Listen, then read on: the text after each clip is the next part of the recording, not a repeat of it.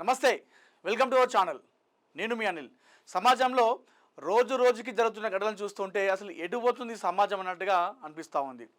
రోజుకో ఘటన, రోజుకు ఒక దారుణమైన ఘటన, ఒక అమానుష ఘటన, హత్యలు, ఆత్మహత్యలు, అత్యాచారాలు, ఇలాంటి ఘోరాలు చూస్తున్నాం ప్రతిరోజు కూడా. ఏ రోజు, ఏ పూట, ఏ టైంలో ఎలాంటి వార్త వస్తుందో అనేటువంటి ఒక భయం అయితే కలుగుతూ ఉంది నేటి సమాజంలో. నిన్న కరీంనగర్లో మనం చూసినాం, బిడ్డలు భారం మోతుందని చెప్పేసి ఇద్దరు కన్న కూతుర్లనే విషం తాగిచ్చి బావిలో తోసేసినటువంటి కసాయి తండ్రి వార్త మనం మరొక ముందే అట్లాంటి ఘటనలు చూసినటువంటి రోజులో ఉన్నామని చెప్పేసి ఇందాక చెప్పిన కదా. సో నిన్నక జరిగింది. సేమ్ అంటే సేమ్ అట్లాంటిది కాదు, అంటే సభ్య సమాజం తలదించుకునే ఘటనలో ఇది ఒకటని చెప్పుకోవాలి. సో ప్రస్తుతం మీరు స్క్రీన్లో చూసుకోండి, కనిపిస్తుందా స్క్రీన్లో? రైట్. అంటే ఇది చూస్తే మనకి ఏమర్థమవుతుంది, ఇద్దరు ఒక పెళ్ళి చేసుకున్న జంట అనేది మనకు ఈ వీడియో చూస్తే, ఈ ఫోటో చూస్తే మనకు క్లారిటీ వచ్చేస్తుంది. నిజానికి కూడా వీరు పెళ్ళి చేసుకున్నారు కూడా వాస్తవానికి. మరి ఎందుకు, ఏమైంది? పెళ్లి చేసుకున్నారు కదా, మరి తర్వాత ఏమైంది? ఎందుకు ఈ వార్త? సభ్య సమాజం తలదించుకునే ఘటన ఏం జరిగింది? అంత అమానుష ఘటన ఏం జరిగింది? అంత దారుణమైన ఘటన ఏం జరిగింది అని చెప్పేసి మీకు ఒక అనుమానం రావచ్చు. రైట్, ఇప్పుడు అదే చెప్పబోతున్నాను.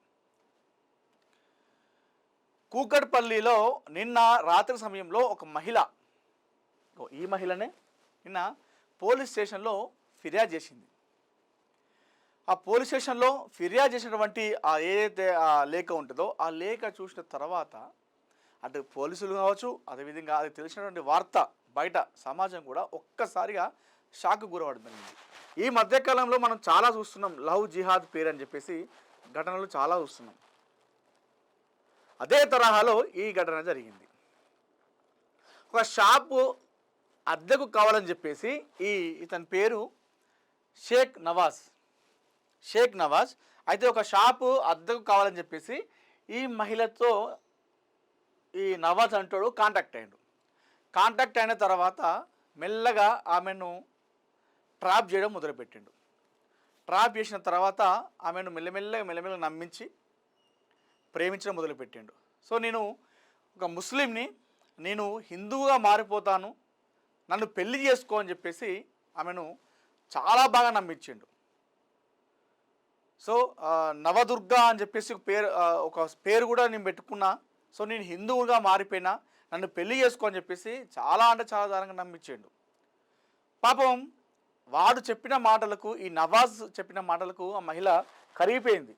అరే, నా కోసం ఒక మతం నుండి ఇంకొక మతానికి మారుతున్నాడు, ఇంత అంటే నా మీద ఎంత ప్రేమ ఉండాలి, నా మీద అంత ప్రేమ ఉంది కాబట్టే ఒక మతం నుండి ఇంకొక నా మతంలోకి మారిపోయాడు, తన కుటుంబాలని తన మతాన్ని కాదని చెప్పేసి నా కోసం మతం మారి వస్తున్నాడని చెప్పేసి మొత్తం నమ్మిపోయింది. వాడిని నమ్మినట్టుగా ఈమె ఎవరిని నమ్మలేదు.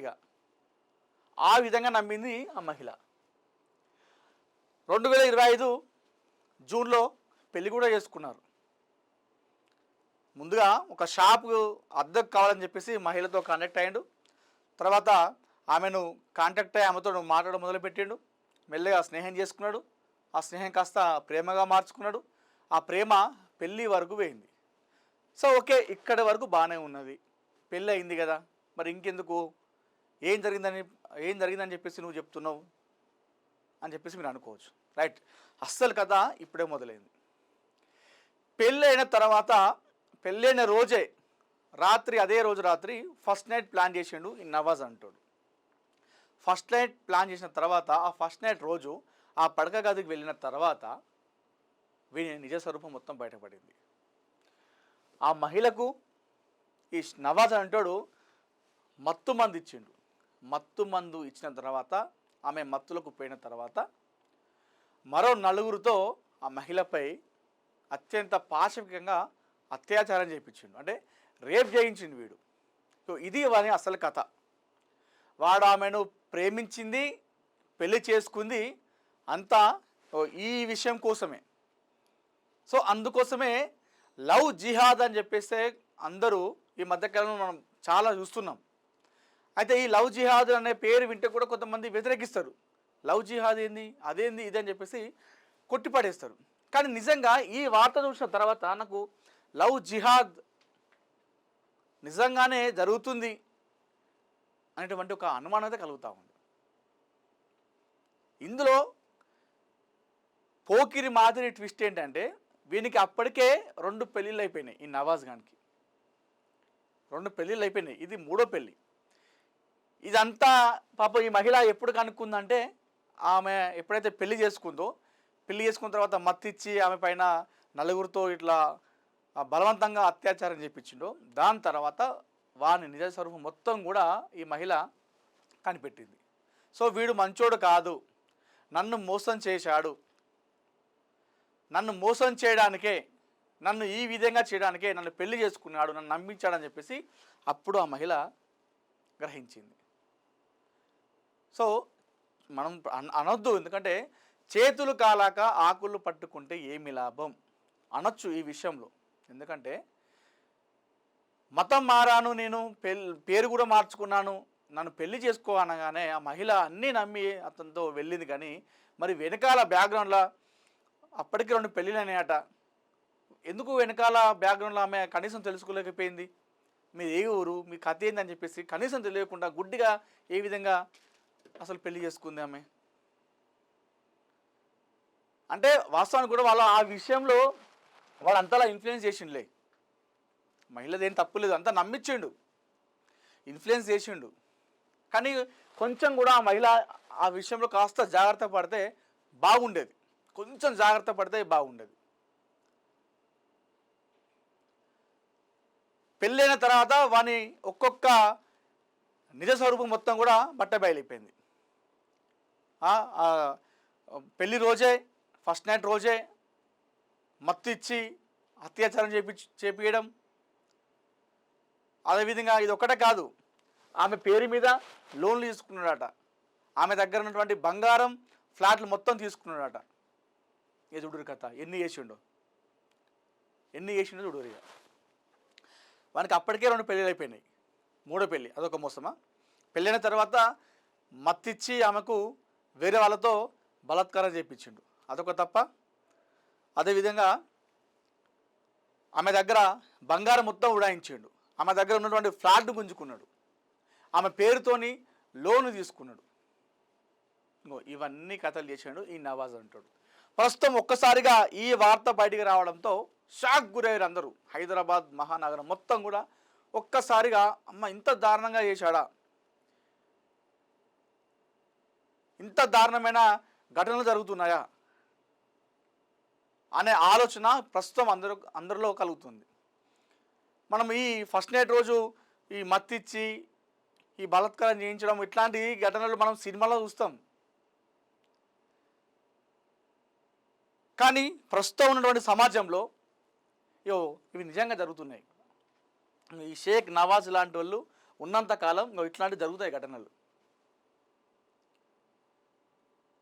సో ప్రస్తుతం పోలీసులు విచారణ చేపట్టారు. అసలు ఏం జరిగింది, ఎప్పుడు ఏ విధంగా వాడు ఆమెను ట్రాప్ చేసిండు, ఏ విధంగా నమ్మించిండు, పెళ్లి చేసుకున్న తర్వాత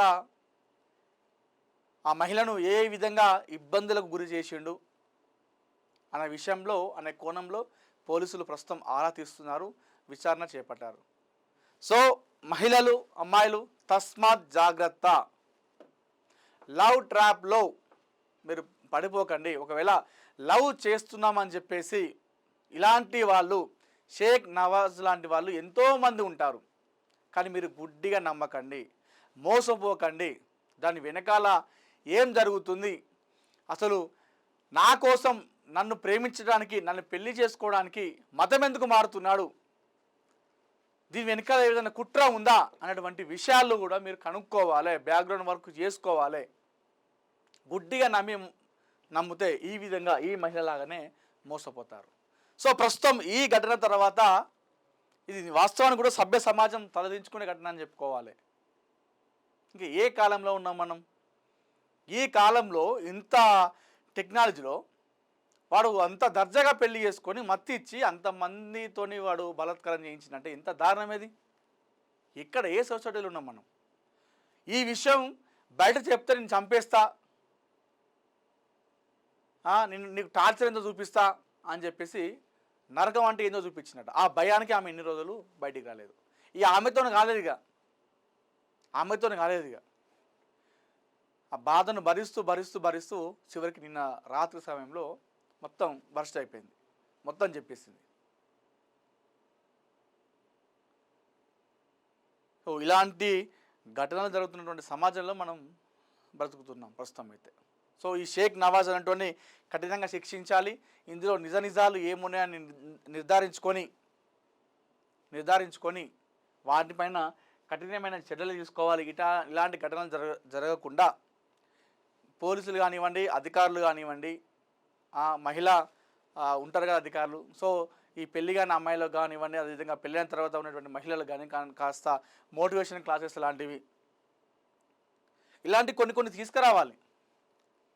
అంటే అవగాహన కల్పిస్తేనే ఇలాంటి ఘటనలు జరగవు. సో చూద్దాం మరి ఈ లవ్ జిహాద్ విషయం ఏదైతే ఉందో ఈ విషయంలో ఇంకా ఎలాంటి సంచలన విషయాలు బయటకు వస్తాయో, దీని వెనకాల ఏదైనా కుట్ర ఉందా, లేదంటే షేక్ నవాజ్ అనే వ్యక్తి ఒక్కడే ఇదంతా చేశాడా అన్న విషయాలు మనకు ఇంకా తెలియాలంటే మరికొన్ని రోజులు వెయిట్ చేయాల్సిందే.